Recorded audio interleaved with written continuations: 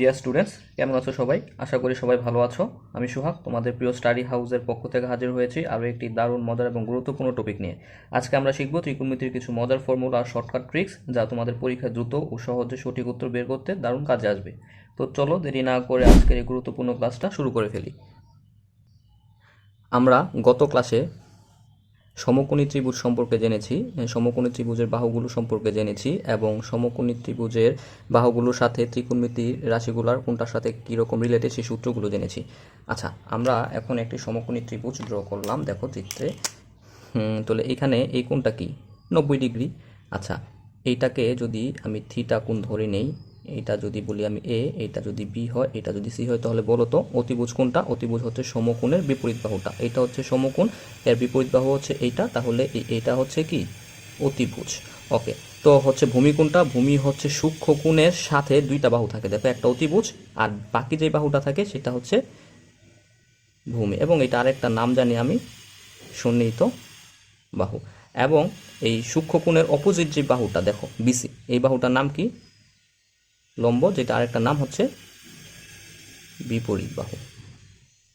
যারা তোমরা আগের ভিডিওটি দেখো নাই, ক্লাসটি দেখো নাই, তারা ভিডিও ডেসক্রিপশনে আমি আমার ভিডিও লিঙ্কটি দিয়ে দিব, তোমরা দেখে আসতে পারো। আচ্ছা দেখো, এখন এখান থেকে আমরা কি কি সূত্র শিখেছিলাম?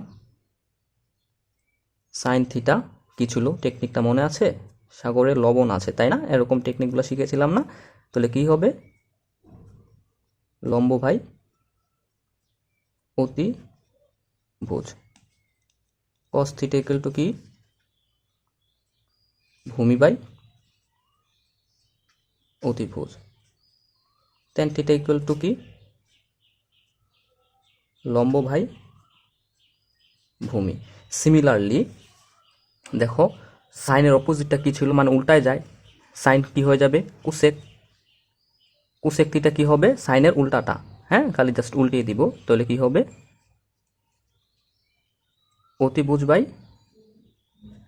লম্ব। সেক থিটা কি হবে? কসটাকে উল্টায় দিব, অতিভুজ বাই ভূমি। এবং টেন থিটা কি হয়ে যাবে? কট থিটা। কট থিটাটা হচ্ছে টেন থিটার উল্টা, সেটা কি হবে আমাদের? ভূমি বাই লম্ব।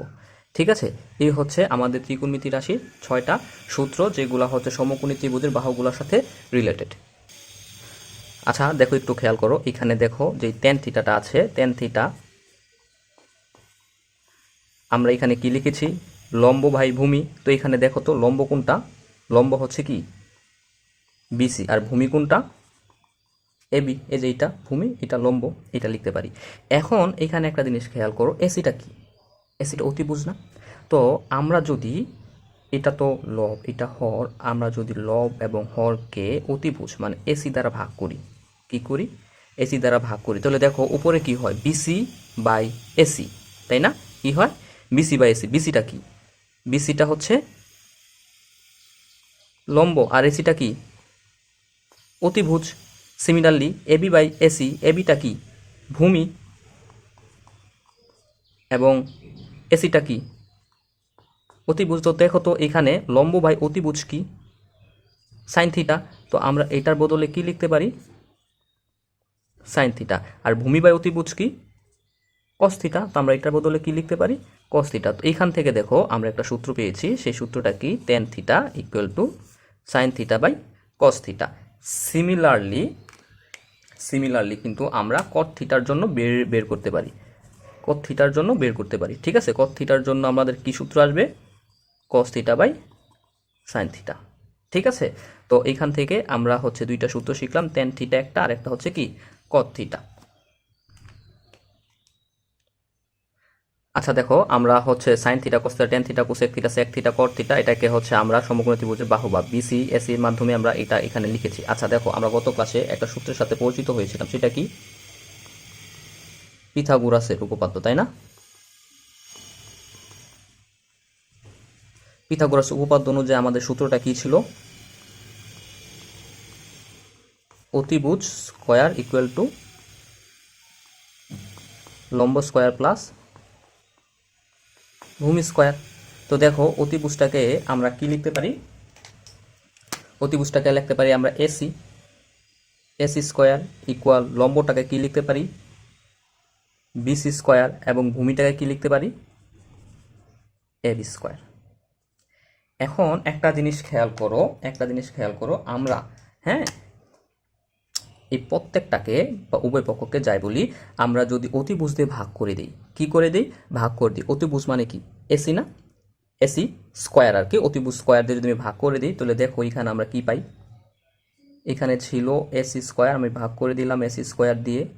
সিমিলারলি এখানে ছিল বিসি স্কোয়ার, আমি ভাগ করে দিলাম কি দিয়ে এসি স্কোয়ার দিয়ে, প্লাস এখানে ছিল এ বি স্কোয়ার, আমি ভাগ করে দিলাম কি দিয়ে এসি স্কোয়ার দিয়ে। ঠিক আছে, তো দেখো এখান থেকে আমরা আসলে কি পাই, আমরা একটা জিনিস পাই, সেটা হচ্ছে কি এসি, আমরা যে এইভাবে লিখতে পারি না এটাকে, দুইটার উপর যেহেতু স্কোয়ার আছে তো আমরা এসি বাই এসি তার হোল স্কোয়ার ইকুয়াল কি লিখতে পারি বিসি বাই এসি তার whole square plus AB by AC তার হোল স্কোয়ার। আমরা সূচকের সূত্র অনুযায়ী আমরা এইভাবে লিখতে পারি। সূচকের সূত্রটা কি ছিল,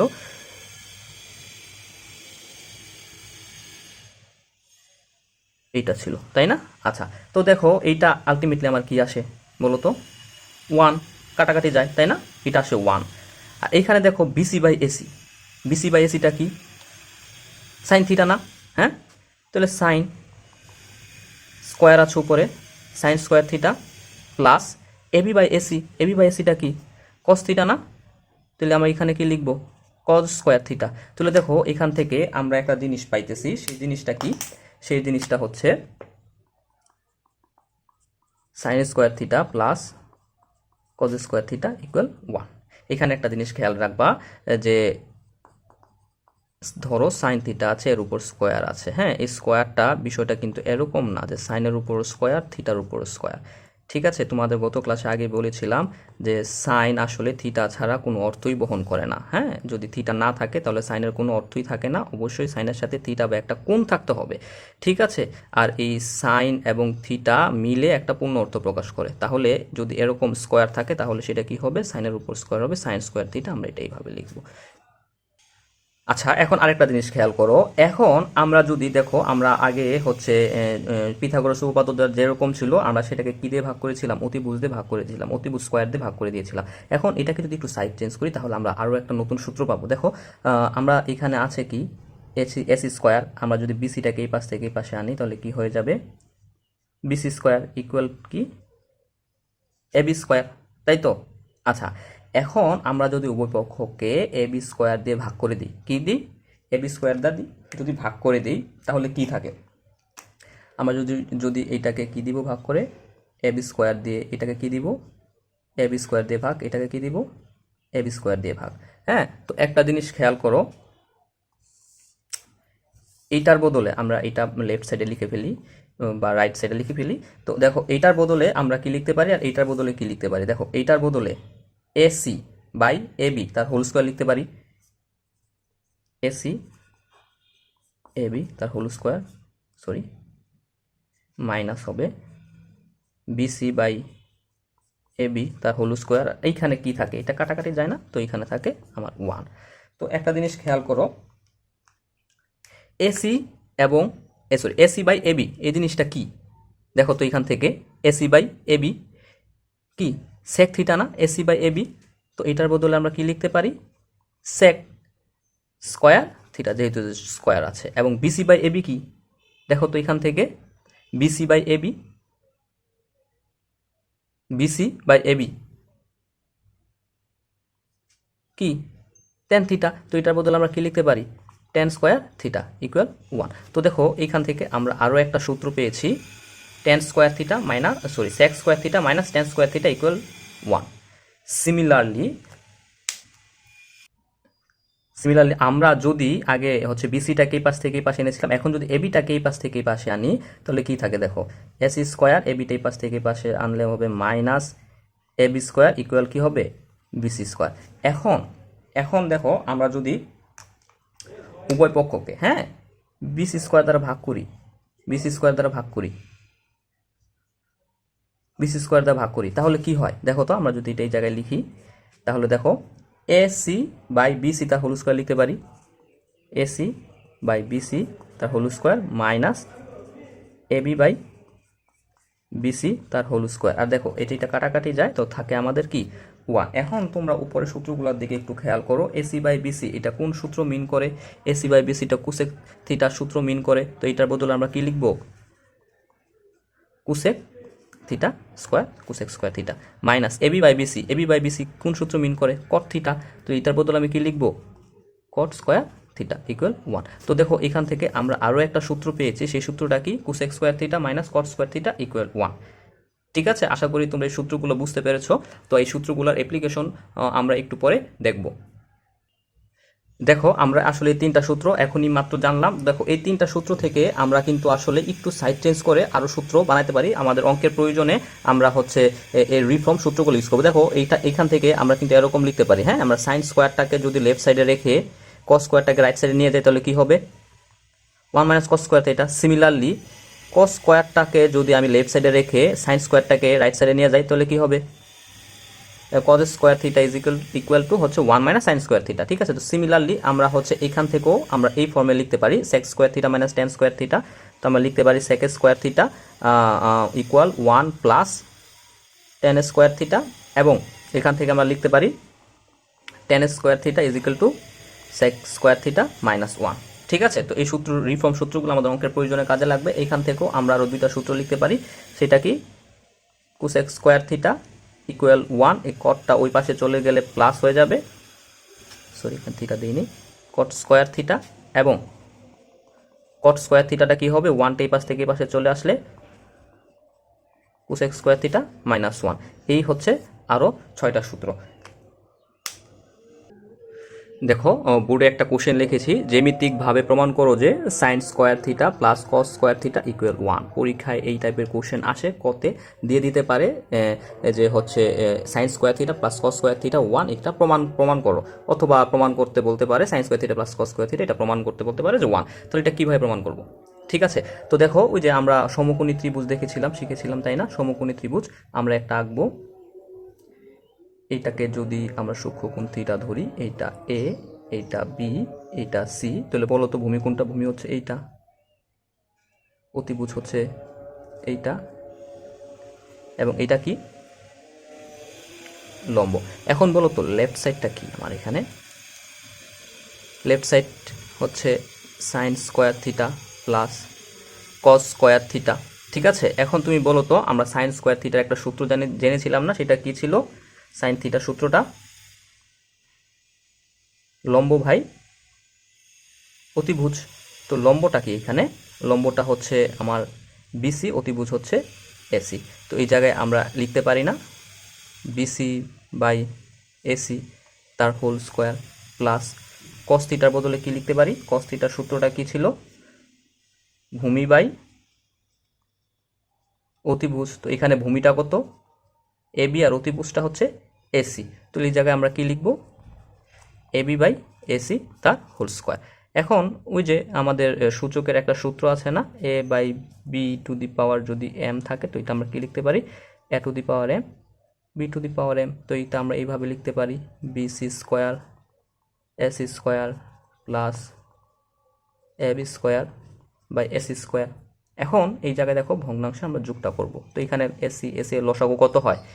এসি স্কোয়ার। তো এসি স্কোয়ার দিয়ে এসি স্কোয়ারকে ভাগ করলে 1 দিয়ে বিসি স্কোয়ারকে গুণ করলে কত হয়? BC square. আর এই পাশে কত থাকে আমার?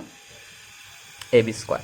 এখন একটা জিনিস খেয়াল করো, আমরা কিন্তু পিথাগোরাসের উপপাদ্য পড়েছিলাম। পিথাগোরাসের উপপাদ্য অনুযায়ী কী ছিল আমার? অতিভুজ স্কোয়ার মানে কি? এসি স্কোয়ার ইকুয়াল টু কী ছিল? ভূমি স্কোয়ার প্লাস লম্ব স্কোয়ার। ভূমি স্কোয়ার কী ছিল? এবি স্কোয়ার প্লাস লম্বটা কি ছিল? বিসি। তো বিসি স্কোয়ার, তাহলে দেখো আমাদের এখানে কি আছে? BC square plus AB square. এই যে BC square plus AB square, এটার বদলে আমরা কি লিখতে পারি? এসি স্কোয়ার লিখতে পারি কি না? এসি স্কোয়ার, নিচে আছে এসি স্কোয়ার। তো এটা কাটাকাটি করলে কত হয়? 1 হয়। এই যে 1 আমাদের রাইট সাইড হয়ে গেছে। আশা করি তোমরা সবাই বুঝতে পেরেছো। যদি পরীক্ষায় আসে sign square theta plus cos square theta equal 1, এটা প্রমাণ করো, তাহলে আমরা এইভাবে এটা সলভ করব। দেখো আমরা একটু আগে sign square theta plus cos square theta equal 1 এটা প্রমাণ করেছি। আবার তোমাকে এইটা দিয়েও তোমাকে কোশ্চেনে থাকতে পারে sec square theta minus tan square theta equal 1, এটা তো একটু আগে দেখেছি, এটা একটা সূত্র। তো এই সূত্রটাও জ্যামিতিকভাবে প্রমাণ করতে তোমার কাছে চাইতে পারে। তো এইটাও আগেরটার মতো সেম ওয়েতে আমরা সলভ করব। তো দেখো আমরা জানি কি সেক থিটা ইকুয়াল টু কি, আমরা এখানে লিখেছি সেক থিটা ইকুয়াল টু অতিভুজ বাই ভূমি। তো এখানে বলো তো অতিভুজটা কি, অতিভুজটা হচ্ছে এসি, ভূমিটা কত, ভূমিটা হচ্ছে এবি।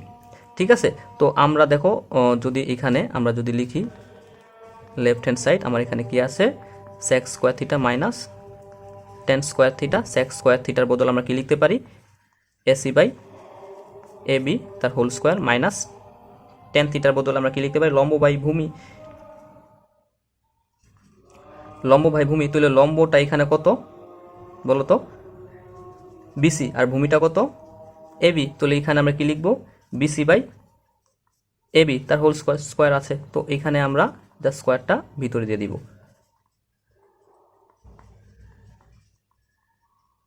এটাই তো থাকে নাকি? আচ্ছা, তো দেখো এখন ভগ্নাংশের কি আছে বিয়োগ আছে, তো বিয়োগটাও করবো। এখানে লসাগু হচ্ছে এবি স্কোয়ার, তো উপরে কত থাকে আমার AC square minus BC square. এখন সিমিলারলি পিথাগোরাস উপপাদ্য অনুযায়ী আমরা কি জানতাম যে অতিভুজ স্কোয়ার, অতিভুজটা হচ্ছে এখানে এসি স্কোয়ার ইকুয়াল লম্ব স্কোয়ার বা ভূমি স্কোয়ার। তো হচ্ছে আমাদের এবি স্কোয়ার, এবিটা হচ্ছে আমাদের ভূমি প্লাস হচ্ছে বিসি স্কোয়ার। তো দেখো আমার এখানে AC square minus BC square আছে। তো দেখো এসি স্কোয়ার, এই বিসি স্কোয়ারটা যদি আমি রাইট সাইড থেকে লেফট সাইডে নিয়ে আসি তো মাইনাস হয়ে যাবে না?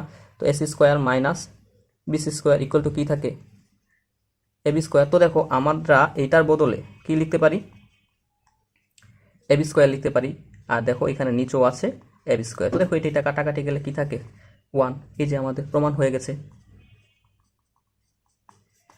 আশা করি এই জিনিসটা বুঝতে পারছো। তো সিমিলারলি তোমরা আশা করি যে ত্রিকোণমিতির আরও যে একটা সূত্র আছে সেই সূত্রটা কি ছিল,